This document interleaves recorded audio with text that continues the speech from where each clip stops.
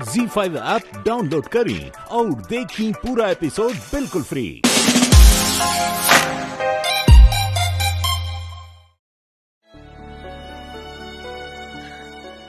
काहे से कि ई मंगलसूत्र हम पीहू के पापा के हाथ से छुआए के पहले बानी। और तारा के पता बा पीहू के पापा के हाथ के छुअल हर चीज हमरे खातिर बहुत बेशकीमती बा। हम समझ सकते हैं बहन, लेकिन एक टूटा हुआ मंगलसूत्र भी तो अपशगुन ही होता है ना। बस इसीलिए हमने आपके लिए नया मंगलसूत्र मंगवा दिया। और फिर हम नहीं चाहते थे कि एक मंगलसूत्र के लिए आपको घर में फिर से 4 बातें सुननी पड़े। देखिए ना बहन, अमर जी से हमारा रिश्ता जुड़ा तो आपसे भी जुड़ गया। वैसे ही अगर आपकी बदनामी होगी तो हमारी भी होगी, और फिर अमर जी की भी तो बदनामी होगी ना। अरे इस सब बात से इनकरा कोनो फर्क नहीं पड़े वाला। ये तो चाहतन कि हमार बदनामी के तख्ती कि ले जाके बांस पर टांग दे। ठीक बा, हम ही मंगलसूत्र पहनब, लेकिन हमार एगो शर्त बा। शर्त ई बा कि मंगलसूत्र पीहू के पापा हमरा के अपने हाथ से पहनाए। ठीक बा, जौन मंगलसूत्र हम तोड़ले रही हैं वो मंगलसूत्र हम तुहार सौतन का हाथ से लेके तुहरा के पहनाते।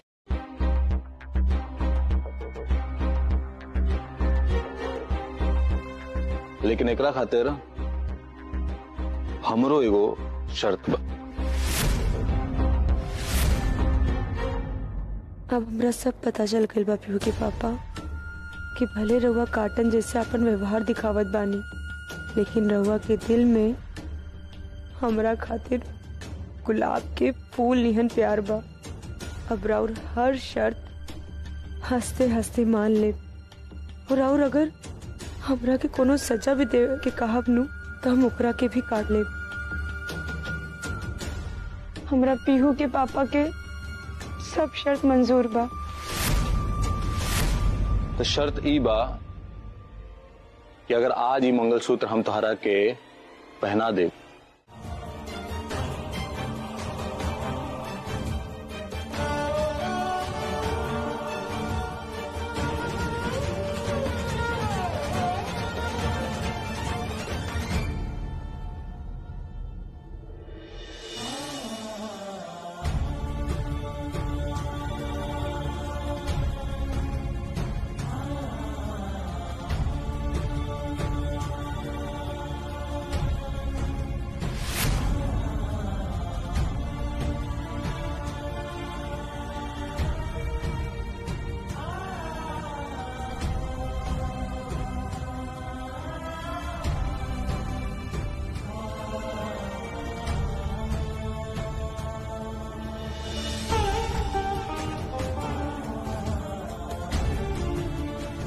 चला आरती,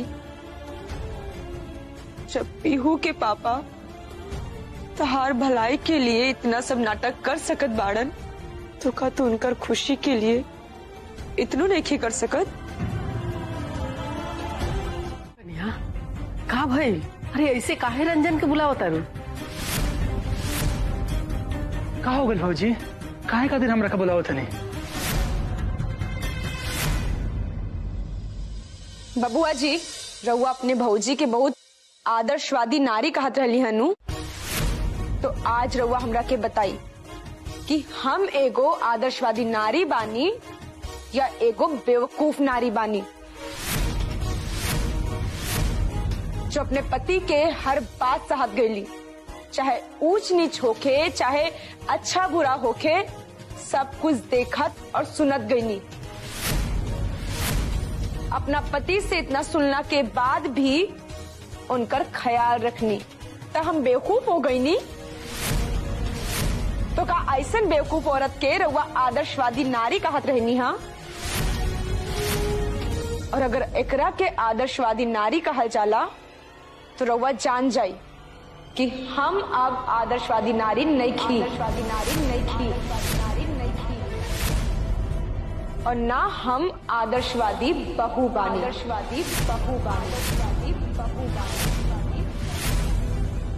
और अब हमरा इसन आदर्शवाद नईखे मंजूर।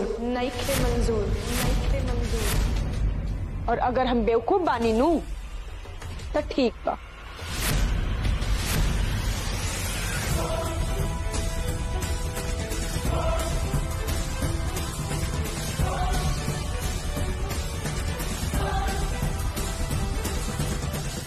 और हम ऊ पति के संग बिल्कुल नहीं रह सकत जे अपना पत्नी के तन को इज्जत नहीं दे सकत।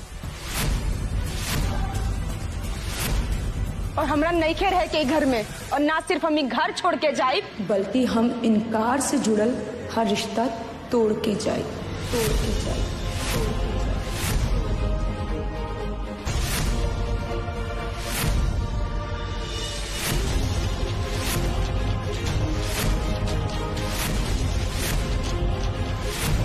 बहुत बुरा लाग रहा बा।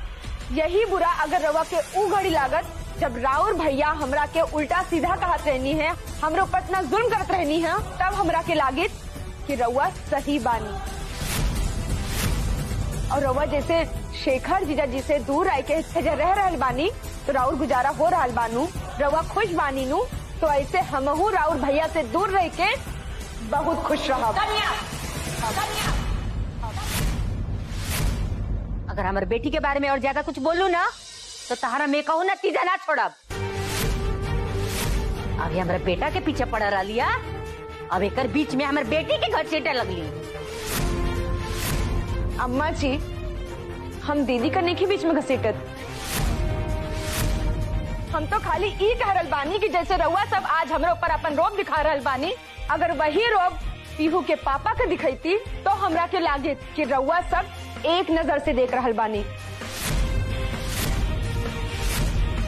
अब तारा इहो लागता कि हम सब क्योंकि दो नजर से देखता नहीं। आ तू कहे कि अरे माई बोल ले दे इनकर बात कहिल और दिन भर धान सोहाइल एक की बात बा। बोल जितना बोले के बता रखे। हम बहुत खुश बनी आरती तिवारी, कम से कम गूंगी गुड़िया के कंठ तब फूटल। अब जवन तू बोल रहल पड़ू ना, तोहरा ई ताकत हमरा नफरत कैला से ही मिल रहल बा। तू जितने चिल्लेबू उतने मजबूत होइबू और हम उतने खुश होइब। हे भगवान, आज तक हम जवन केहू के सामने अपन मुंह न खोलनी, मायके के मिलल संस्कार से अपन जीवन गुजारत रहनी, केहू के कुछ विरोध न कैनी। और आज हम कहाँ बोल रहल बानी चिल्ला चिल्ला के सबके सामने। आज पीहू के पापा के खुशी के खातिर ये सब हमरा के करे के पड़ रहल बा। हमार कला सब झूठ बात पीहू के पापा के सांच लागे, यही खातिर हम ये सब कुछ कर रहल बानी और सुन रहल बानी।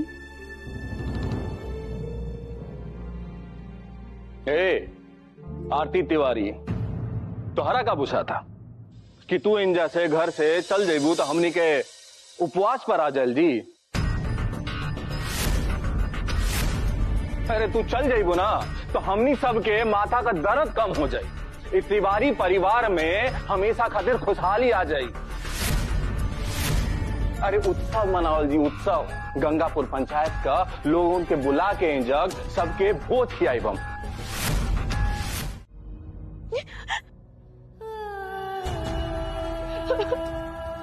और हम ऊ पति के संग बिल्कुल नहीं रह सकत जे अपना पत्नी के तन को इज्जत नहीं दे सकत।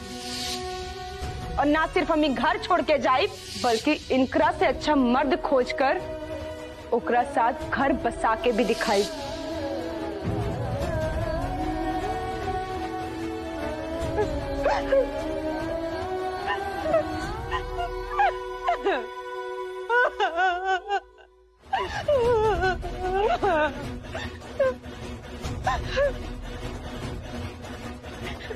देख रहल बानी बबुआ जी, आज राहुल भैया के खुशी के खातिर हमरा के का सह के पड़ रहा बा, कितना तकलीफ उठावे के पड़ रहा बा।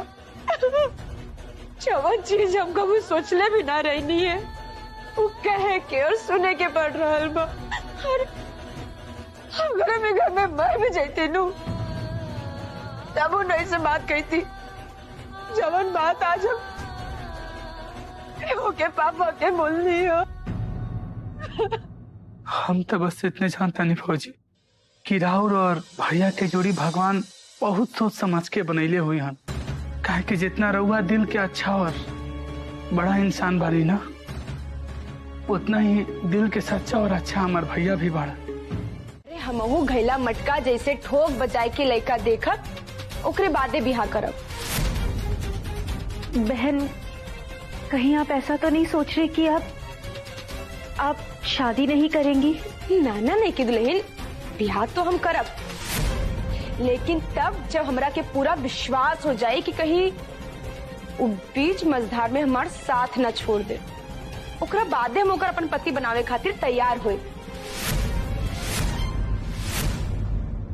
अच्छा भी सब छोड़ी ना, देखी अब तुम जा रहल बानी, अब लिही ई मंगलसूत्र रघु अपने हाथ से हमरा के पहना दी और अपन वादा निभाई। लिही पीहू के पापा पहनाई।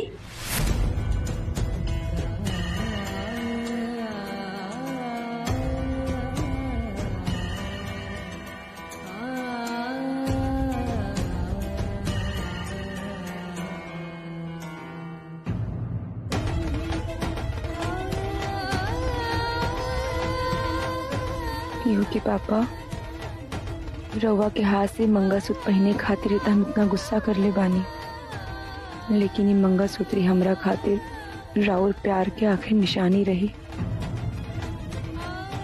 आखिरी बार तोहरा के अपना हाथ से मंगलसूत्र पहना रहल बनी। पता ना कल तू कहाँ रहब, लेकिन जहां भी रही हमारी प्यार याद रखी आरती।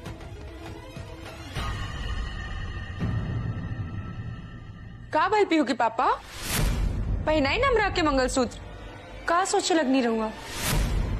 पहनाओ तो नहीं,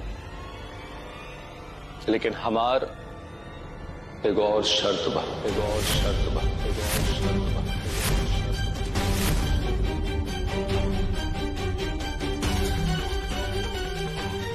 आप कौन शर्त? आप कौन शर्त?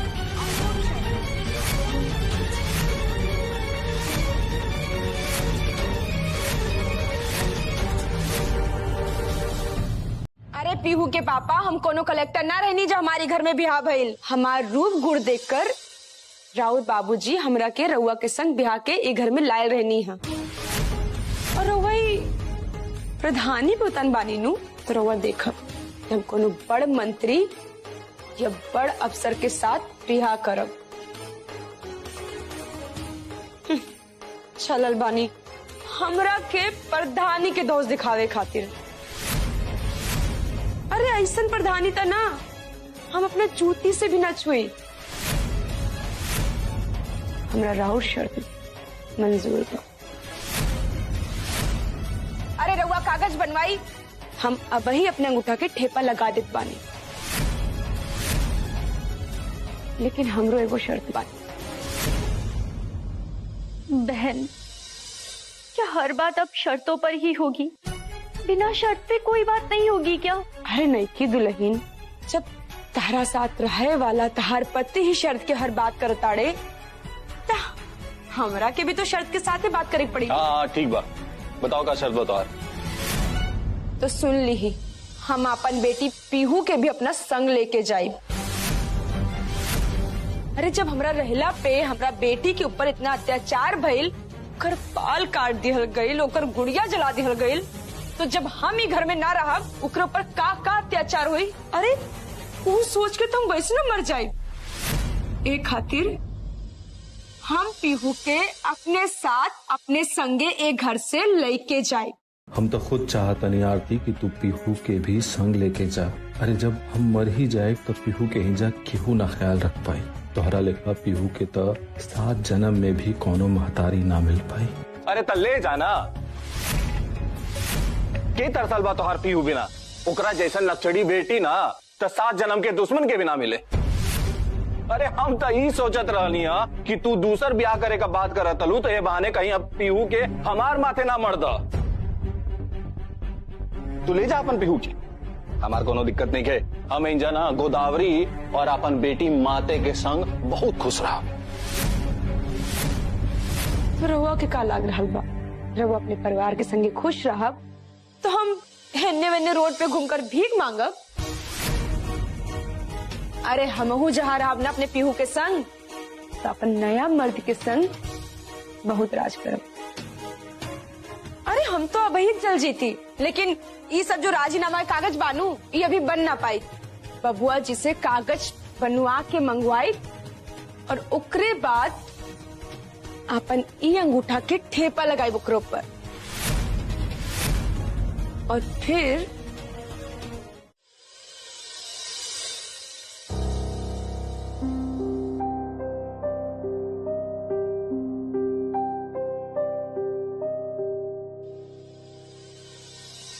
आरती भौजी त्याग पत्र तो लिखते नहीं, लेकिन हमरा विश्वास था भौजी कि गंगापुर पंचायत के रउआ निहन प्रधान कबो ना मिली।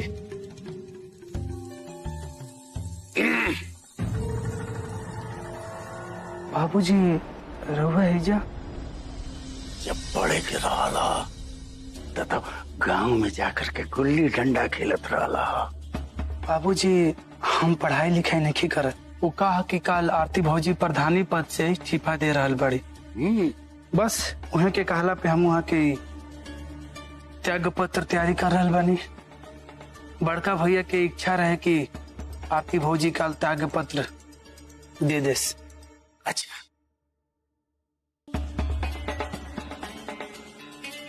एकरा के हम अपना हिसाब से लिखब। जा तू सुता। ठीक बा बाबूजी।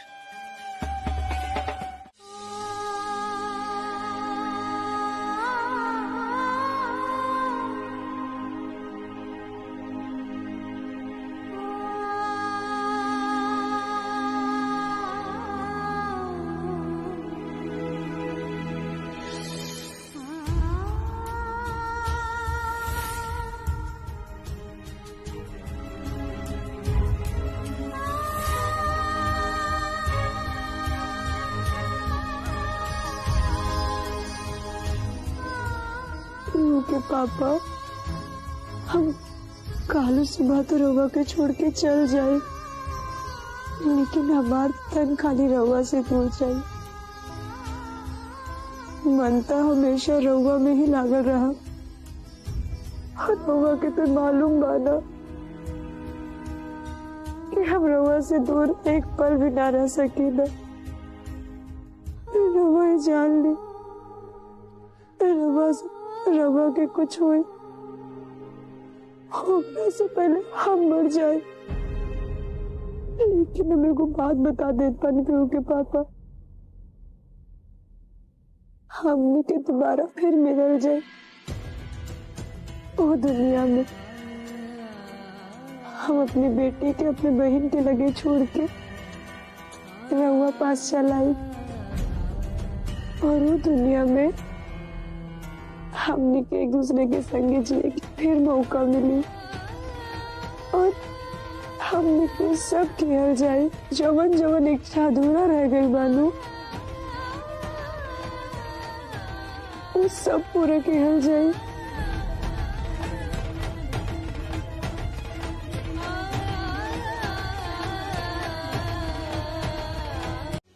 आरती भाभी रहुआ एक बात बताई ना, रहुआ इतना बड़ा फैसला ले लेनी है और कुछ ना कहीं नहीं। रंजन पानी से ठेपा लागी कि सियाही से रे है? बोल। सियाही से बाबूजी। खड़ा खड़ा मुंह का एक जा देख रहा बड़ी जो जा करके सियाह वाला पैडिया लेकर के आओ, ठेपा लगवाओ।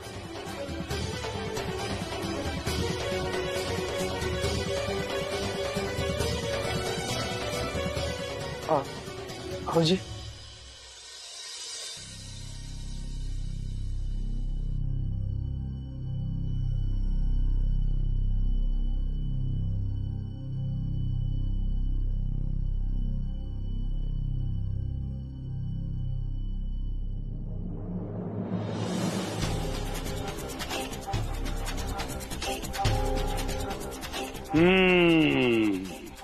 बहुत बढ़िया।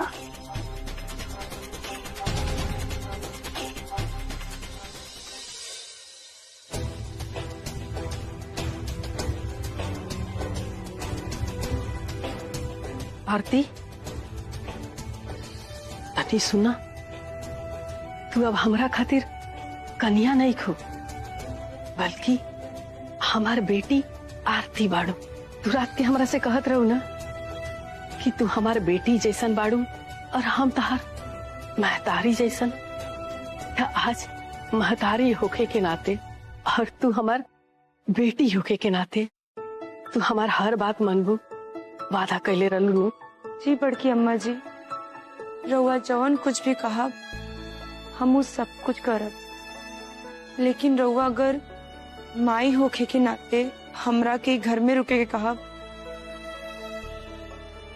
तो हम ना रुक पाई।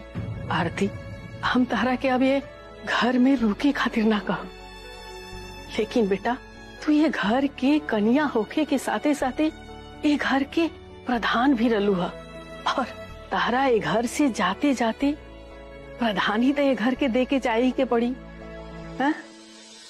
और हमरा पूरा विश्वास बा कि जब तू त्याग पत्र दे के ये घर से जाइबू तो गंगापुर पंचायत में प्रधानी पद खातिर फिर से उपचुनाव हुई। भले तारा ऊपर भ्रष्टाचार के आरोप लागल बा, लेकिन सीधे तो नहीं के भइलू। और गंगापुर पंचायत के बच्चा बच्चा जाना था कि तू ये भ्रष्टाचार नहीं क्यों कैले। ता आरती, तारा ये तिवारी खानदान के प्रतिष्ठा बचाए खातिर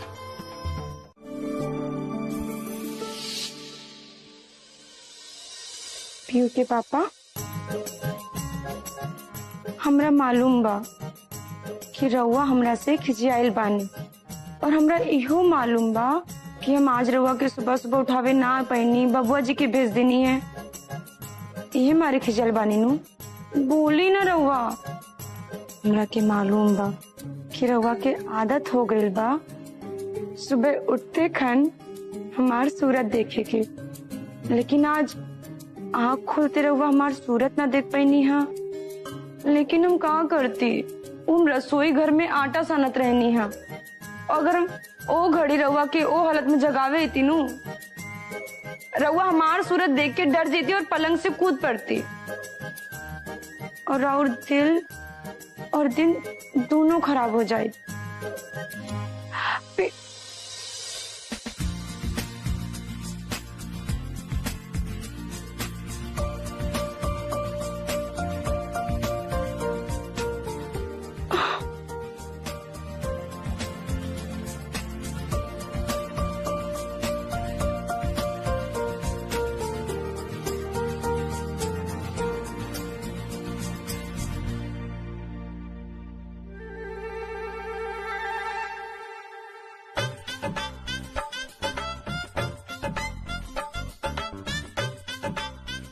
पीहू के पापा, देखी ना रहुआ हमरा के, देखी ना, अगर वो हमरा के एक बार देख लेब ना तो हमरा के मालूम बा फिर रहुआ हमरे से नाराज ना रह पाई।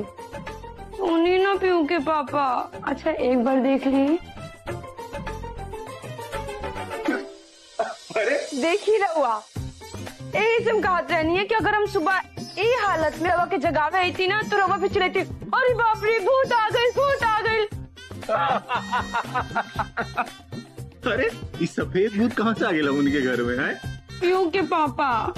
अच्छा चलो ठीक बा, अगर ऐसा बात बा तो हम तोरा के माफ कर दे। ठीक बा, लेकिन एक शर्त बस, एक जन चाय का प्याली बा इनमें से चाय पहले तोहरा के पिए के बड़ी हमरा हाथ से। लेकिन पीहू के पापा वो का बा ना कि पति के पत्नी के जूठा ना पिए के चाहिए। अच्छा इहो होला का? हाँ हमरा ना मालूम रहे। चलो ठीक बा, तो कुछ देर खातिर हमने के पति पत्नी से हट के प्रेमी और प्रेमिका बन जाइए, तब तो हो सकेला ना? आओ बेटा।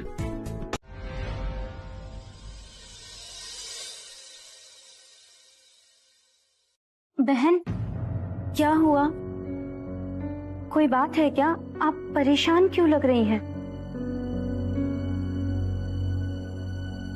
हम बताओ तनी का भइल बा। ओकरे फोन आयल होई जेकरा बारे में बाबूजी हमरा से बतावत रहला। बुधारी पता बा, आदमी के अपन काबिलियत पर ना ढेर डूबे उतराए के ना चाहिए। अब तू अपन प्रधानी के खाप भूल जा, अब ना जीत पैबू तू। पता बतौरा के ए बिरी जवान तुहार खिलाफ प्रधानी का चुनाव में खड़ा बनी रिम झिम, वो इनकर भ्रष्टाचार का बारे में कुल जाने नहीं। और आम दिन में का होला, कुल भ्रष्टाचार ना दबल रहेला जमीन के नीचे, लेकिन जैसे ही चुनाव आवेला तो भ्रष्टाचार का खोदाई और सिंचाई होके लागेला। अब तू ना जीत पैबू, कुल मामला गड़बड़ हो गई बाप। आदमी के दुश्मनी वही से करे के चाहिए जेकर ईमान धर्म होला। नंगा से तक गंगा भी डराली।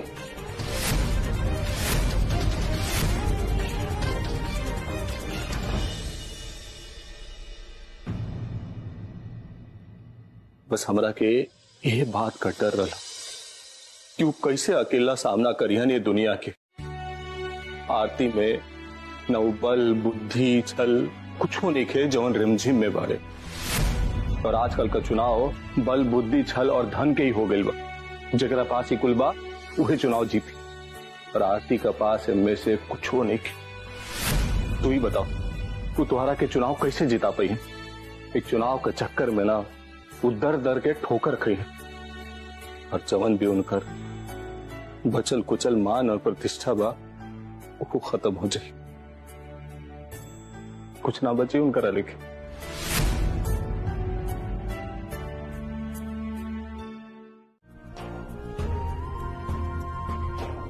नहीं की दुल्हन, ये पूरी दुनिया में हमरे से ज्यादा भाग्यशाली और के बा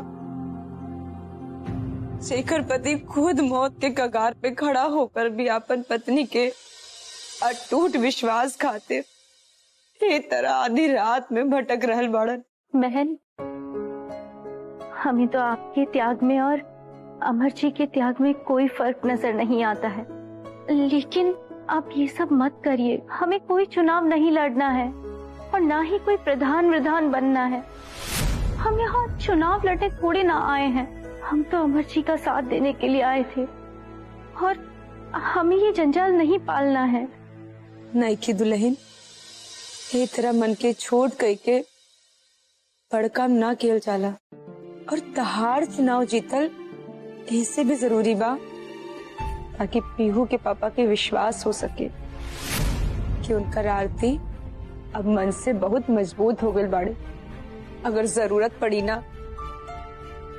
तो हम अपन सब कुछ दांव पे लगा दे तारा के चुनाव जितावे खातिर, और हम खुद के भी दांव पे लगा दे, काहे से कि हम अपन पीहू के पापा के विश्वास अपने आप से टूटे ना दे।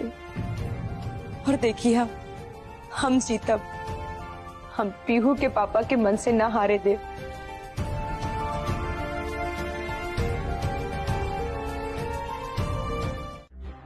अमर जी, आज जनता जनार्दन के सामने हमारी इम्तिहान की घड़ी है, और हम है कि ना नहीं की दुल्हन, इम्तिहान तहरा ना, इम्तिहान हमार बा। भले प्रधानी के चुनाव तू लड़ रहल बाड़ू, लेकिन प्रतिष्ठा हमार दांव पे लागल बा। बोलत तो तू रहबू, लेकिन उहे बात बोलबू जवन जवन हम तारा के बताइनी है। और समझ ला कि परीक्षा तहार ना बल्कि हमार परीक्षा बा। ये घर से जाए से पहले तिवारी परिवार के सम्मान बचावे के परीक्षा। तोरा का लग रहा बा कि तू परीक्षा में पास हो जेबू या जेके अपन बहिन बनैले बड़ू ओहू का जिंदगी बर्बाद कर देबू? काहे से कि तोहार नाम तो पहले ही से बदनाम हो चुकल बा, भ्रष्टाचारी नाम हो चुकल बा, भ्रष्टाचारी नाम।